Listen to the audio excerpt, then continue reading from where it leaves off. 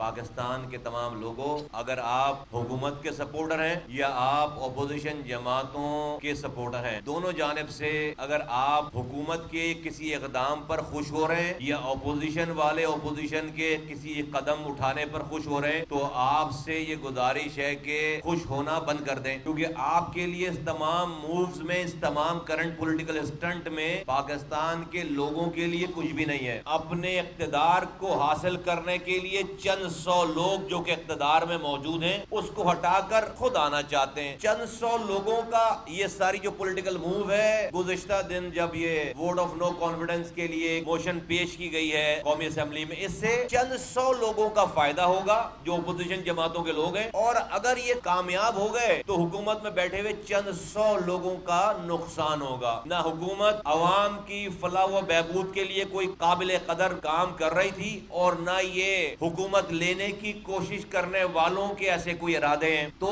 پاکستان کے لوگ، اگر وہ اپوزیشن جماعتوں کے لوگ ہیں یا حکومت کے سے تعلق رکھنے والی جماعتوں کے لوگ ہیں، اگر کسی موو پر خوش ہو رہے ہیں تو خوش ہونا بند کر دیں، ان کے لیے کچھ نہیں ہے۔